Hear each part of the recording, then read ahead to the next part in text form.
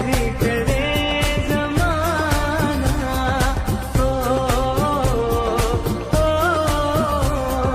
Asian Asian.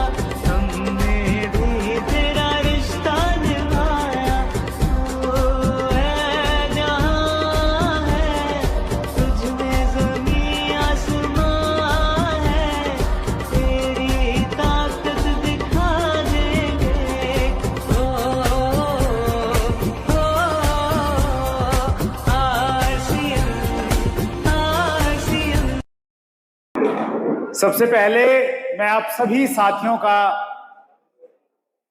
RCM की 23वीं वर्षगांठ की सफलतापूर्वक आयोजन की बहुत बहुत बधाई देना चाहता हूं। हमारे देश में गिनी चुनी ऐसी कंपनियां हैं जिनको आप उंगलियों पे गिन सकते हैं, जिन्होंने सफलतापूर्वक 23 साल पूरे किए हैं। 3 दिन का बेहतरीन कार्यक्रम दिल्ली में था।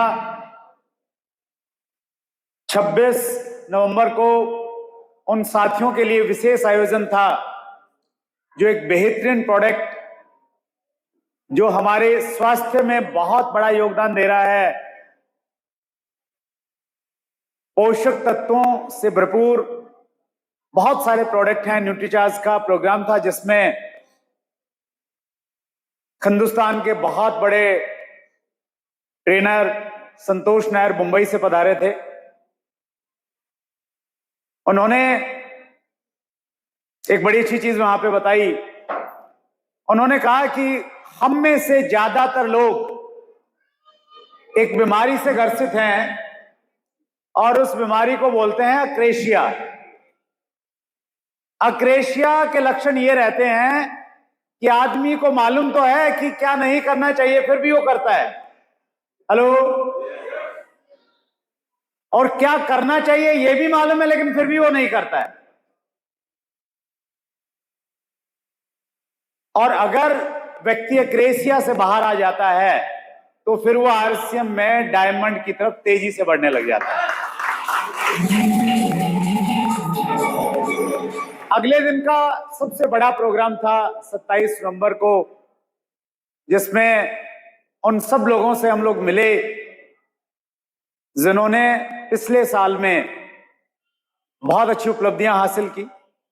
और उसमें जो सबसे बड़े अचीवर थे वो थे मिस्टर बीडी करवा। स्टार रूबी के लेवल पे उनको रिकॉग्नाइज किया गया और उनकी कहानी में बड़ा अच्छा संदेश है, हम सब लोगों को लेना चाहिए। उस प्रोग्राम से पहले बीडी करवा जी को हिंदुस्तान में बहुत ज्यादा लोग नहीं जानते थे, लेकिन मैं आपको बताऊं, बीडी करवा जी मेरी अपलाइन है, मुकेश कोठारी जी की अपलाइन है, प्रहलाद राय मेघवंशी जी की अपलाइन है। हेलो। लेकिन उनको कोई ज्यादा जानता नहीं था, लेकिन उन्होंने क्या किया, वो आराम से कंसिस्टेंसी के साथ और पॉजिटिविटी के साथ में काम करते रहे। बहुत सारे उतार चढ़ाव आए, उनको कभी ये गिला शिकवा नहीं हुआ, शिकायत नहीं की किसी से कि मैं तो बहुत बड़ी अपलाइन हूं, मेरे को भाव क्यों नहीं दिया जा रहा। उन्होंने सही डायरेक्शन में अपनी ऊर्जा को लगाया, लगातार चलते रहे और परिणाम ये रहा कि एक दिन उनका आया और ये एनिवर्सरी बीडी करवा के नाम रही। तो आप में से भी कुछ साथी होंगे जिनकी एक लाइन में तो अच्छा बिजनेस चल रहा है, दूसरी में उतना नहीं है, लेकिन आप भी बीडी करवा जी की तरह अगर पॉजिटिविटी के साथ में चलते रहेंगे तो आने वाले टाइम में एक एनिवर्सरी आएगी, वो एनिवर्सरी आपकी और आपकी टीम के नाम हो सकती है। 28 नवंबर को हमारे लिए एक बहुत बड़ा दिन था। हमारा एक प्रोडक्ट है, एक ब्रांड है कीसोल, एक्चुअली वो बहुत लेट उसने एंट्री किया आरसीएम में। हमारे मैनेजिंग डायरेक्टर आदरणीय टीसी छावड़ा जी की जो पुत्री हैं प्रियंका अग्रवाल, वो उसको लीड करती हैं और देखते ही देखते वो प्रोडक्ट बहुत पसंद किया जाने लगा, बड़ी तेजी से ग्रोथ आई। महिलाओं ने विशेष रूप से उसमें काम किया और उस प्रोग्राम में एक ऐसी वुमेन लीडर उपस्थित हुई जिनसे पूरा हिंदुस्तान प्रेरणा लेता है। हिंदुस्तान की पहली IPS officer doctor Kiran Bedi उस प्रोग्राम में मुख्य, और डॉक्टर किरण बेदी ने स्टेज पे आते ही जो पहली लाइन उनकी थी, उन्होंने हम सबको भी एक संदेश दिया और साथ में प्रकृति को एक संदेश दिया। उन्होंने उस जब नजारे को देखा, उस उत्साह को देखा, वुमन पावर को देखा, महिलाओं की शक्ति को देखा, उन्होंने कहा कि मुझे नहीं बुलाना था आप लोगों को इस प्रोग्राम में प्रधानमंत्री जी को बुलाना चाहिए था। कहा कि ये जो नजारा मैं देख रही हूं, ये नजारा प्रधानमंत्री को देखना चाहिए।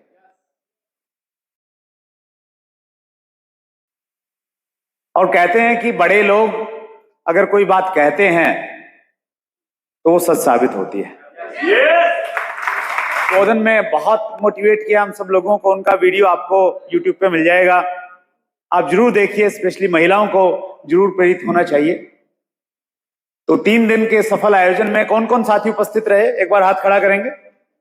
देखिए आपने और ज्यादा बड़े विजन के साथ आप काम कर रहे हैं, ये तय हो गया। तो एक बार जोरदार एनिवर्सरी प्रोग्राम का हिस्सा बने हैं और मेरे पास में मौका है, मैं आपको एक कार्यक्रम के लिए व्यक्तिगत रूप से मैं आमंत्रित करूं। हमारे यहाँ पे जब घर में कोई प्रोग्राम रहता है, शादी विवाह रहता है, तो जो खास लोग होते हैं उनको हम लोग व्यक्तिगत रूप से निमंत्रण देते हैं। यस और नो? बाकी जिनको फॉर्मेलिटी करनी है उनको कार्ड ही भेज देते हैं। जिनको हम खुद चाहते हैं कि ना आए तो बढ़िया है, लेकिन फिर भी नाराज नहीं हो जाए कि सूचना नहीं दी, तो भेज देते हैं कार्ड। इधर जो पोस्टर बना रखा है इसमें चैट विद सुरेंद्र वत्स लिखा हुआ है राइट साइड में। चैट विद सुरेंद्र वत्स हमने 1 जनवरी 2019 को शुरू किया था और इसके 5 साल पूरे हो गए हैं। 5 साल पूरे होने के मौके पे हम लोग एक प्रोग्राम आयोजित कर रहे हैं। हर साल करते हैं, लेकिन इस बार 5 साल हुए हैं तो कुछ खास है, उसकी खास तैयारियां हम लोग कर रहे हैं। उसको हम फ्रेंड्स मीट बोलते हैं। सारे दोस्त एक साल इकट्ठा होते हैं। उसको ज्यादातर लोग डायरेक्ट सेलिंग का महाकुंभ बोलते हैं। पूरी डायरेक्ट सेलिंग इंडस्ट्री के अच्छे लीडर्स वहां इकट्ठे होते हैं, कंपनियां इकट्ठी होती हैं। तो वो प्रोग्राम है 10 फरवरी को, शनिवार है उस दिन, दिल्ली में तालकटोरा स्टेडियम में वो कार्यक्रम रहेगा। तो उस कार्यक्रम में मेरे पास मौका है, मैं व्यक्तिगत रूप से आप सब लोगों को आमंत्रित करूं कि आप आइए उस कार्यक्रम। अगर आपको लगे कि दिल्ली तो बड़ी दूर है, हेलो, तो मैं आपको ये बताना चाहता हूं कि उस कार्यक्रम में तमिलनाडु, केरला से लोग आते हैं। उस कार्यक्रम में नॉर्थ ईस्ट से लोग आते हैं। इतनी दूर दूर से लोग आएंगे और जब आप देखेंगे कि वो लोग अगर आ रहे हैं उस प्रोग्राम में देखने के लिए, एक बड़ा विजन लेने के लिए, तो फिर रुड़की से दिल्ली बड़ा नजदीक नजर आएगा आपको। और उस प्रोग्राम में अक्सर ऐसा होता है कि रजिस्ट्रेशन बड़े जल्दी खत्म हो जाते हैं, लिमिटेड सीट्स हैं। उसके लिए आपको रजिस्ट्रेशन करना पड़ेगा, कुछ उसकी एक फी है वो आपको देनी पड़ेगी। तो वो लिंक पे जाके आप रजिस्टर कीजिए ताकि उस प्रोग्राम में आप टाइमली उपस्थित हो सके। तो आप आइए, आपको और बहुत अच्छा लगने वाला है वहां पे। और अब करते हैं मुद्दे की बात। तैयार हैं आप?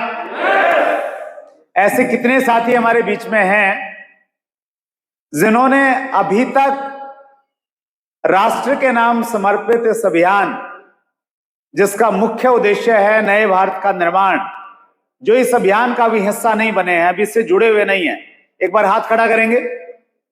आपका यहां पे आना दो बात बता रहा है। पहली बात यह बता रहा है कि आप ओपन माइंडेड हैं, खुले दिमाग के हैं, इसलिए यहां पे आए। वरना बहुत सारे लोग तो ऐसे थे जिनको यहां आने से पहले ही मालूम था कि क्या होने वाला है। हेलो, उन्होंने पहले अंदाजा लगा लिया था कि क्या होने वाला है, लेकिन आप वैसे नहीं हैं। आपने ये मुनासिब समझा कि आप जाएंगे और वहां पे बैठ के देखेंगे। आपके आने में एक दूसरा संकेत और दूसरी बात यह है कि ऊपर वाला आपकी जिंदगी में कुछ अच्छा करना चाहता है, इसलिए उसने आपको यहां पे भेजा है।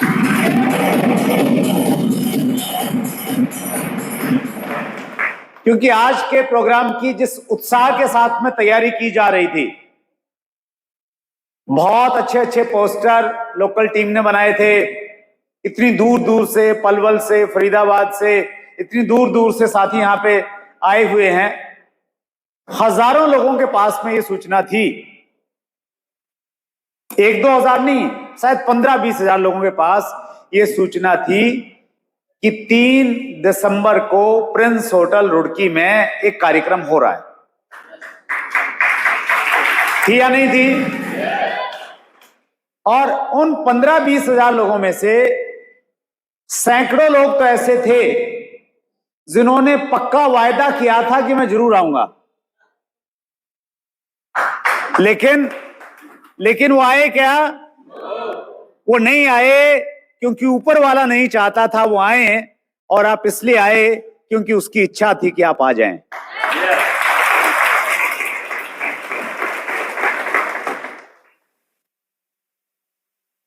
क्योंकि उसकी मर्जी के बिना कुछ होता है क्या? नहीं होता। जब उसकी प्रेरणा होती है तब हम अच्छे काम के लिए प्रेरित होते हैं, अच्छे काम करते हैं। सो ऊपर वाला आपकी जिंदगी में कुछ बड़ा करना चाहता है, आपके सपनों को अगले कुछ सालों में पूरा करना चाहता है।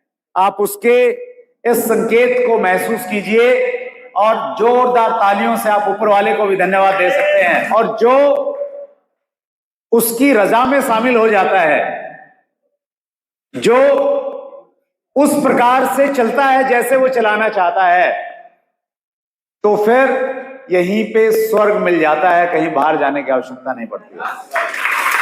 अभी बहुत शानदार लीडर जिनको पूरा हिंदुस्तान फॉलो करता है, उनके जैसा बनना चाहता है, स्टार रूबी रामकिशन सर जी ने बताया कि मैं लगभग 10 साल के बाद मैं रुड़की में आया हूं। तो बहुत सारे लोग तो पहली बार सुन रहे हैं और जिन्होंने पहले सुना होगा वो भूल गए होंगे। तो थोड़ा सा अपने बारे में मैं बताना चाहता हूं। मेरा नाम सुरेंद्र वत्स है और बेसिकली मैं हरियाणा से हूं। जींद करके एक डिस्ट्रिक्ट है, वहां मेरा जन्म हुआ, वहीं पे मेरी पढ़ाई लिखाई हुई। एक मध्यम वर्गीय परिवार से मेरा ताल्लुक है। मेरे पिताजी सरकारी स्कूल में हिंदी के अध्यापक थे और मेरी माताजी गृहिणी थी। परिवार में हम 2 भाई और 3 बहनें हैं। मैंने 1996 में दिल्ली विश्वविद्यालय से मैंने एमए किया था संस्कृत में, और उसके बाद एक प्राइवेट टीचर के रूप में मैंने अपना कैरियर शुरू किया, जहां पे मेरी 1 महीने की तनख्वाह थी मात्र 500 रुपए। कितनी थी? 500 रुपए मुझे 1 महीने के मिलते थे। 1 साल मैंने नौकरी की और 1 साल नौकरी करने के बाद एक बात मेरी समझ में बहुत अच्छे से आ गई, अगर मैंने अपने सपनों को पूरे करना है तो नौकरी से मेरे सपने पूरे नहीं हो सकते, मुझे कोई व्यापार करना पड़ेगा।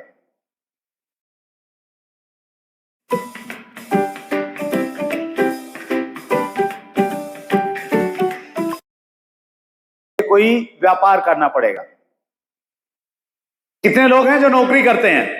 हाथ खड़ा करेंगे एक बार। प्राइवेट या सरकारी नौकरी? बहुत सारे साथी हमारे बीच में हैं। मैं आपसे पूछना चाहता हूं, क्या नौकरी करके आप एक लंबी सी गाड़ी खरीद सकते हैं? बड़ा सा घर बना सकते हैं। सुदेश सैनी जी हमारे बीच में उपस्थित हैं, बहुत बड़े अधिकारी हैं और वो भी नाम में गर्दन हिला रहे हैं। नौकरी लग्जरी लाइफ नहीं दे सकती। नौकरी का निर्माण इसलिए नहीं किया गया है कि आप जिंदगी में जो चाहो वो पालो, अपितु नौकरी का निर्माण इसलिए किया है ताकि आप जिंदगी भर पत्नी के ताने सहते रहें और कंप्रोमाइज वाली जिंदगी काटते रहें। मैं माफी चाहता हूं कुछ साथियों से अगर बुरा लगा, लेकिन सच्चाई तो यही है। और मैं इसको बहुत कॉन्फिडेंस के साथ इसलिए कहता हूं क्योंकि हमारे परिवार में आजू बाजू में जितने भी लोग हैं सारे नौकरी वाले हैं, तो मैं बड़ी नजदीक से उनके लाइफस्टाइल को देखता हूं, उनकी मेंटेलिटी को देखता हूं। तो ये मेरे जहन में फिट बैठ गया कि नौकरी से कुछ ज्यादा होने वाला नहीं है। मेरे अंदर तड़प थी कुछ करने की, कुछ करना चाहता था, रास्ता नहीं मिल रहा था। गांव में रहते थे, मेरे जो ग्रैंडफादर थे, दादाजी थे, वो बहुत अच्छे कवि थे हरियाणा के, पंडित जगदीश चंद्र वत्स। उनकी कविताएं हरियाणा के विश्वविद्यालयों में पढ़ाई जाती हैं। तो उनसे मिलने के लिए बहुत सारे लोग आते थे, बड़े बड़े बिजनेसमैन भी आते थे, बड़े बड़े अधिकारी आते थे। तो मैं छोटा सा बच्चा था, दादाजी को हुक्का बहुत पसंद था, तो मैं उनका हुक्का भर के लाता था, तो उनके पास बैठ जाता था, तो उनकी बहुत सारी बातें सुनता था। तो मेरे अंदर भी कुछ करने की एक तमन्ना पैदा हुई कि मैंने भी जिंदगी में कुछ करना है। क्या करूं कुछ समझ नहीं आता था। एक चीज तय थी कि नौकरी अगर करता रहा तो कुछ बड़ा नहीं हो पाएगा जिंदगी में। मैंने निर्णय लिया कि मैं गांव से शहर में जाऊंगा। शहर में गया। शहर में अक्सर जब हम जाने की सोचते हैं तो देखते हैं कोई रिश्तेदार रहता है क्या। तो मेरे मामा जी रहते थे वहां पे, तो मैं मामा जी के पास में चला गया। वो ठेकेदार थे और उन दिनों उनका कोई ठेका चल रहा था। एक गांव के बाहर में एक रिंग बांध बनना था, फ्लड आती थी, बारिश होती थी तो गांव में पानी घुस जाता था। तो उन्होंने मेरी ड्यूटी लगा दी कि भाई तुमने वहां जाना है सुबह और ट्रॉलियां गिननी है, कितनी ट्रॉलियां मिट्टी की गिरी। तो वो मेरा काम था उसमें। तो मैंने कुछ दिन तक वो काम किया और शाम को जब मैं रिपोर्ट देने के लिए मामा जी के पास में जाता था तो सारे ठेकेदार वहां इकट्ठे मिलते एक जगह। और आपको मालूम होगा कि ठेकेदार शाम को इकट्ठे क्यों होते हैं।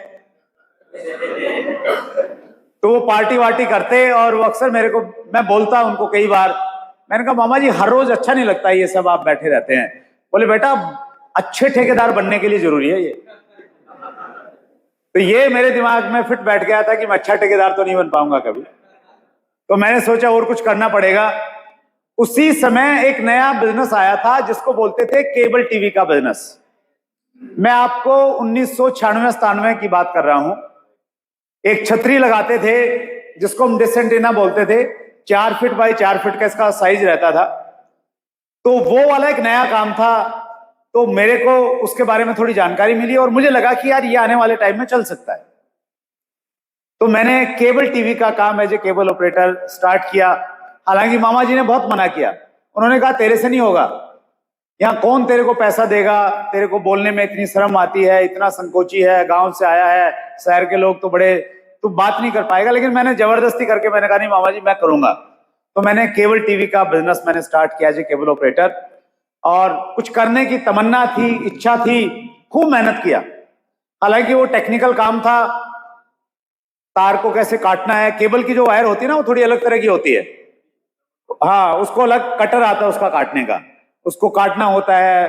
फिर उसको सिग्नल को आगे देने के लिए हम एम्पलीफायर लगाते हैं बीच बीच में। तो एम्पलीफायर लगाते थे, उसमें 2 बैंड होते थे, फर्स्ट बैंड थर्ड बैंड। उसका मैनुअली सिग्नल ट्यून करना पड़ता था। एक हमारे पास में मीटर होता था। तो सारे काम सीखे मैंने।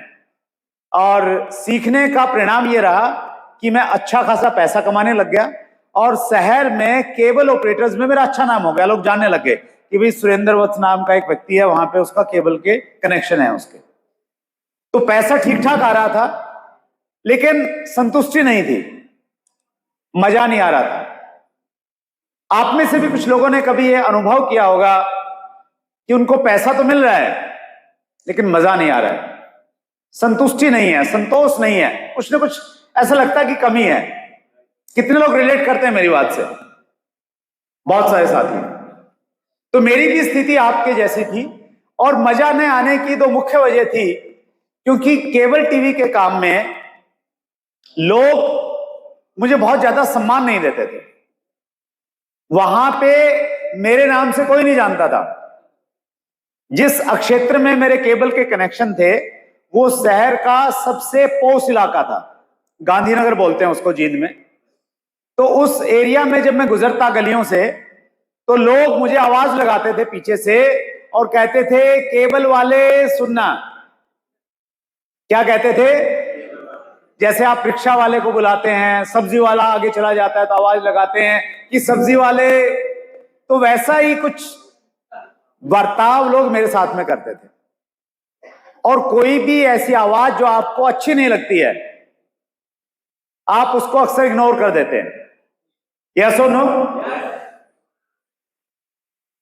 आवाज के ऊपर में एक बड़ी अच्छी कहानी है, आपको थोड़ा रिलैक्स करेगी।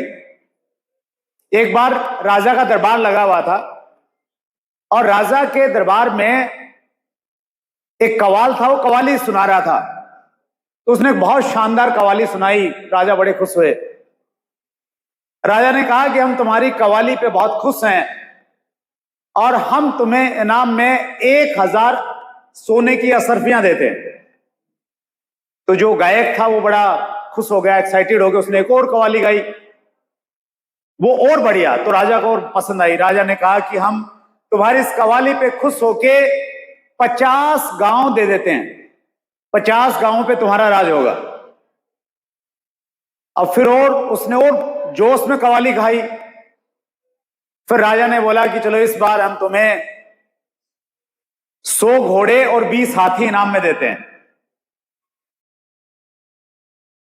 नया मंच मैक्स,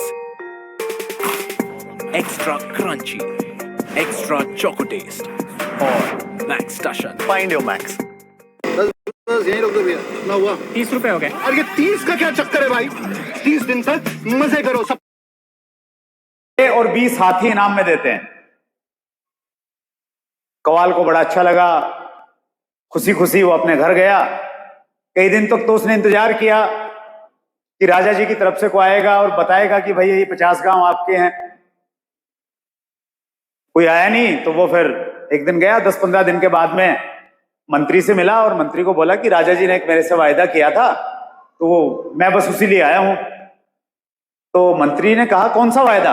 अरे बोले आप भी साथ में ही थे, सबके सामने भरे दरबार में राजा जी ने वायदा किया था मेरे से। तो मंत्री जी बोले कि चलो मैं आपको राजा से मिलवा देता हूं। तो राजा के पास उनको लेके गए, तो वही दरखास्त उसने राजा जी से की कि राजा जी आपने वायदा किया था कितने हाथी देंगे, घोड़े देंगे, गांव देंगे, तो मैं तो वही विनती लेके आया हूं आपसे। तो उन्होंने बोला तुम यार कितनी पुरानी बात कर रहे हो, उस दिन एक्चुअली तुमने कव्वाली गाई, कव्वाली इतनी अच्छी थी कि हमारे कान खुश हो गए, हमारे कानों को बहुत अच्छा लगा। तो बदले में हमारा फर्ज बनता था कि हम कोई ऐसी बात बोलें जिसको सुन के आपके कानों को बड़ा अच्छा लगे। तो वो हिसाब उसी दिन बराबर हो गया था। तुमने हमारे कानों को खुश किया, हमने तुम्हारे कानों को खुश किया। हाथी घोड़ों की बात कहां आ गई इसमें? तो कुछ चीजें ऐसी होती हैं जो कानों को बड़ी अच्छी लगती हैं और कुछ चीजें ऐसी होती हैं जो कानों को बिल्कुल अच्छी नहीं लगती। तो जब वो ये बोलते थे केबल वाले सुनना, वो मुझे बिल्कुल अच्छा नहीं लगता था और मैं अक्सर उसको इग्नोर करके तेजी से आगे बढ़ता था। लेकिन वो मानते नहीं थे, वो और जोर से फिर चिल्लाते केबल वाले भैया, पूरे मोहल्ले को मालूम चल जाता। और वो चिल्ला इसलिए नहीं रहे होते थे कि घर में चाय बनी हुई ठंडी हो रही है, वो इसलिए चिल्लाते थे ताकि मैं उनके पास जाऊं, फिर वो शिकायतें करें कि आपका केबल ठीक नहीं चलता, आप पुरानी पुरानी फिल्में लगाते हो, नया कुछ नहीं लगाते हो। तो ऐसी तमाम तरह की बातें वो करते थे और मेरे साथ में अगर कोई व्यक्ति होता तो मुझे बहुत बुरा लगता। तो जब जब ऐसा मेरे साथ में होता था तब तब मैं सोचता था कि मैंने ये वाला काम नहीं करना, क्योंकि हर आदमी को इज्जत चाहिए। यस और नो? दूसरी एक और वजह थी जिसकी वजह से मैं केबल टीवी का काम नहीं करना चाहता था और वो वजह थी टाइम फ्रीडम नहीं था वहां पे। हम दिन में भी काम करते थे, रात में भी जब सब लोग सो जाते थे तो जब केबल की वायरिंग हम लोग करनी होती थी, ट्रैफिक नहीं रहता तो रात को भी काम करना पड़ता था, तार बिछानी पड़ती थी। तो दिन में भी काम, रात में भी काम। जिस दिन मैच आ जाए भारत पाकिस्तान का क्रिकेट का, तो उस दिन तो पूछो मत, हमारी हालत खराब।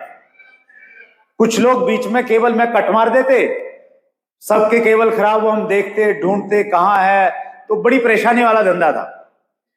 तो मुझे ऐसा लगता था कि यार ये काम नहीं करना, लेकिन एक चीज तय थी कि बिजनेस करना है, ये तय हो गया था। दूसरी चीज ये तय हो गई थी कि ऐसा करना है जिसमें मान सम्मान हो, और तीसरी ये तय हो गई थी कि टाइम फ्रीडम भी उसमें होना चाहिए। मुझे नहीं मालूम था वो काम क्या होगा, कब होगा, कैसे करना पड़ेगा, लेकिन मेरे अंदर एक चिंगारी पैदा हो गई थी, एक बर्निंग डिजायर हो गई थी कि मुझे इस प्रकार का कुछ काम चाहिए। और मेरे साथ में जितने भी लोग रहते थे उस समय, केबल टीवी में थे, आजू बाजू में थे, मैं सबको कुछ ना कुछ बोलता रहता था कि यार कुछ और करते हैं, कुछ और करते हैं। आप में से भी कुछ लोग ऐसे हैं जिनके दिमाग में कुछ ना कुछ चलता रहता है। कितने साथी हैं? चलिए, बहुत बढ़िया, मैं आपकी कैटेगरी में संबंध रखता हूं। मेरे एक साथी थे दिनेश, उन्होंने मेरा नाम रख दिया था योजना मंत्री, प्लानिंग मिनिस्टर, क्योंकि मैं हर रोज कुछ ना कुछ बताता था कि यार मसाले की फैक्ट्री लगा लेते हैं, थोड़ा ये वाला काम कर लेते हैं, एक साड़ियों की दुकान कर लेते हैं, कुछ ना कुछ ऐसा आता रहता था। तो एक कहानी आपने सुनी होगी बचपन में, प्यासे कौवे की कहानी सुनी है? मैं आपको याद दिलाना चाहता हूं, उसमें बड़ा अच्छा मैसेज है। एक कौवा बहुत प्यासा था, उसने इधर उधर पानी की तलाश की और अंत में वो एक बगीचे में पहुंचा। वहां पे जाके उसने देखा कि पानी में, एक बगीचे में एक जग है, उसमें पानी है, और जब उसने पानी पीने का प्रयास किया तो उसने ये पाया कि पानी थोड़ा नीचे है और वो कौवे की जो चोंच थी वो पानी तक नहीं पहुंच पाई। तो पानी सामने है, पी नहीं पा रहा है, तो उसने सोचना शुरू किया, क्या करूं क्या करूं, बार बार सोचता रहा, और सोचते सोचते उसके दिमाग में एक आइडिया आया। क्या आइडिया था वो? क्या आइडिया था वो? कि कंकर कुछ इसके अंदर डालूं। तो उसने कुछ कंकर उठाए, जग में डाले, और फिर क्या हुआ? पानी ऊपर आ गया, कौवे ने पानी पिया और वो उड़ गया। ये कहानी अक्सर स्कूल के टाइम में हम लोगों ने पढ़ी होगी, कुछ ने हिंदी में पढ़ी होगी, कुछ ने अंग्रेजी में पढ़ी होगी। जो भी हमारी एजुकेशन है, जो हमारी शिक्षा व्यवस्था है, शिक्षा का मूल उद्देश्य होता है व्यक्ति का विकास करना। हमारी जो प्राचीन शिक्षा व्यवस्था थी, आज से आप 300, 400 साल, 200 साल पहले भी चले जाओगे, तो वो शिक्षा इस उद्देश्य के लिए बनाई जाती थी कि व्यक्ति का व्यक्तित्व विकास हो, बच्चा टैलेंटेड बने। लेकिन जब हम गुलाम हुए, हमारे यहां पे अंग्रेज आए, तो हमारे यहां पे एक वाइस चांसलर आए जिनका नाम था लॉर्ड मैकाले। लॉर्ड मैकाले ने हमारे देश में एक नई शिक्षा व्यवस्था दी जिसको मैकाले शिक्षा पद्धति बोलते हैं। मुझे थोड़ा सा आइडिया इसलिए है क्योंकि जब हम बीएड कर रहे थे तो बीएड में हमारे यहाँ पे एक पेपर था, उसका नाम था भारतीय शिक्षा का इतिहास, हिस्ट्री ऑफ इंडियन एजुकेशन, कैसे शिक्षा बनी और कैसे बदलती गई। तो वहां में हमने ये पढ़ा कि लॉर्ड मैकाले ने ऐसी शिक्षा व्यवस्था दी हमारे देश में, उस शिक्षा व्यवस्था से व्यक्ति का, बच्चे का मूल्यांकन नंबरों से किया जाए कि उसने कितने नंबर प्राप्त किए, कितने अंक प्राप्त किए। तो चीजें बदलती गई, और हमने भी जब ये कहानी पढ़ी थी, सिर्फ इसलिए पढ़ी थी ताकि 10 में से 7-8 नंबर आ जाएं। हेलो, इस कहानी के नीचे जो मोरल था, जो शिक्षा थी, वो हम भूल गए जिंदगी में, और वो शिक्षा थी where there is will there is way, जहां चाह वहां। ये कहानी ये कहती है कि जिंदगी में आपको कोई भी चीज अगर चाहिए, और चाहिए ही चाहिए, आप किसी भी कीमत पे अगर उसे प्राप्त करना चाहते हैं, वो चाहत अगर आपके अंदर पैदा हो गई तो प्रकृति हेल्प करेगी, वो चीज आपको मिल जाएगी। ऊपर वाला आपको रास्ते देगा। जैसे बहुत सारे लोग जिंदगी में कुछ करना चाहते थे और ऊपर वाले ने उनको रास्ता दे दिया और यहां पे आज आके बैठे हुए हैं।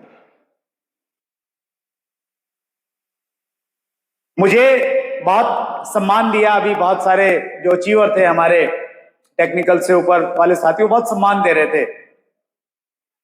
रामकिशन सर जी ने बहुत रिस्पेक्ट के साथ में आमंत्रित किया। ये पता क्यों किया? आज से 25 साल पहले इसका बीजारोपण हो गया था, जब लोग मुझे केबल वाला कहते थे।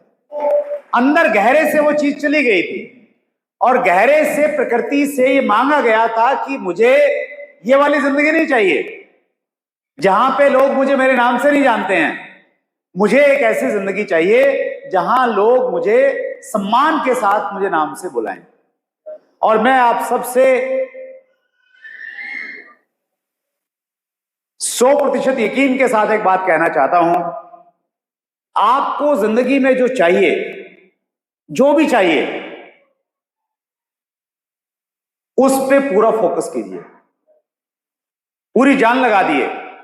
सोते उठते बैठते जागते हर समय वही चीज आपके दिलो दिमाग में अगर होगी तो जिंदगी में वो चीज आपको मिल जाएगी। हम में से ज्यादातर लोगों की समस्या क्या है? हम एक जगह टिक के नहीं रहते हैं। हेलो, हमारा मन बेचैन रहता है। हम कभी एल्टो देखते हैं तो एल्टो हमें पसंद आती है, फिर किसी की रेड कलर की स्विफ्ट दिखाई देती है तो हमें लगता है कि नहीं स्विफ्ट लेनी है। फिर स्विफ्ट देखते हैं तो किसी की ऑडी दिख जाती है, फिर हमें लगता है कि नहीं ये चाहिए। और ऊपर वाला कंफ्यूज रहता है कि इस परेशान आत्मा को, भटकती आत्मा को क्या चाहिए, और हमें जिंदगी में कुछ मिल नहीं पाता।